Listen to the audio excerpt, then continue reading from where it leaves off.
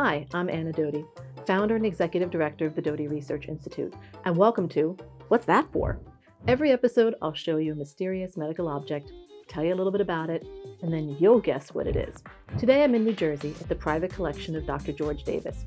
George has graciously allowed us to use items in his collection of over 2,000 objects. Are you ready to play? Okay, let's go.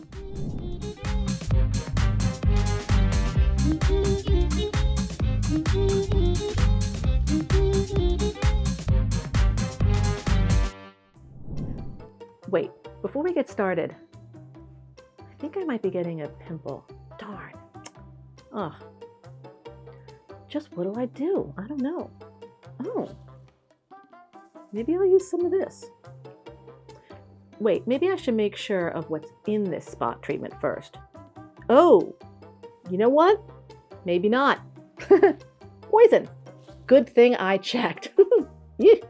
Well, this has to be in the collection for a reason. Why would someone want or need this topical poison?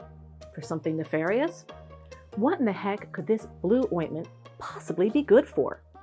Could it be A, topical rat poison, B, to treat sores from syphilis, C, antibacterial copper ointment, or D, to rub on sore muscles?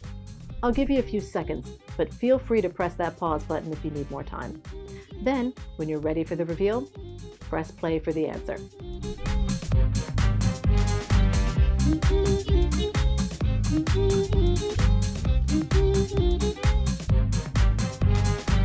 Okay, did you make your choice?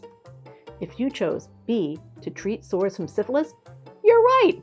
Blue ointment dates to the early 1900s, and it's a 2-to-1 lard to mercury compound, which was used extensively to treat syphilis. Lard is rendered from pork.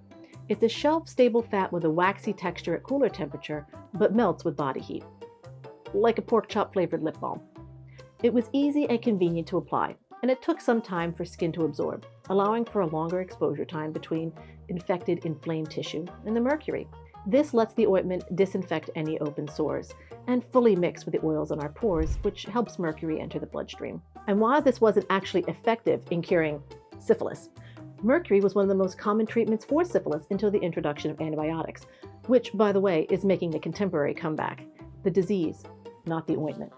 So, what's the big whoop? Let's take a look at that tin again. Right, mercury is incredibly toxic. That's why when Paracelsus formulated the ointment in the 1600s, he recognized not only its effectiveness, but also how toxic and dangerous it was as a liquid. Doctors at the turn of the 20th century administered doses of 4 to 5 milligrams.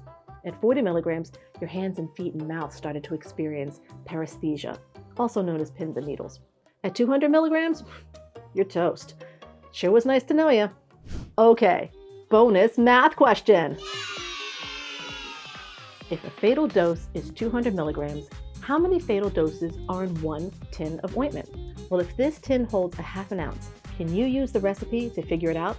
Pause if you need to. I'll be right here.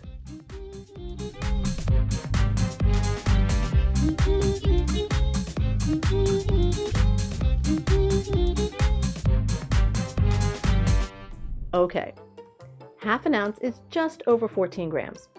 1/3 of the ointment is pure mercury, so that's nearly 5,000 milligrams total. That's 25 fatal doses per tin. Anna, is this the reason we're not allowed to lick anything in Dr. Davis's collection? That's one of the many reasons. That and you'd be in trouble. Dr. Davis, I solemnly swear not to lick items in your collection. Phew, glad that's out of the way.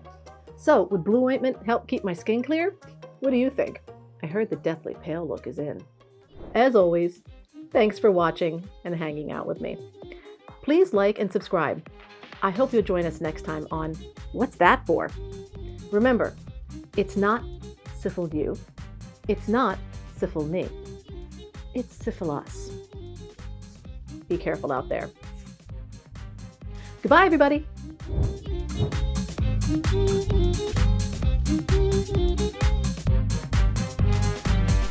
Why would Dr. Davis need poison? What are you trying to do?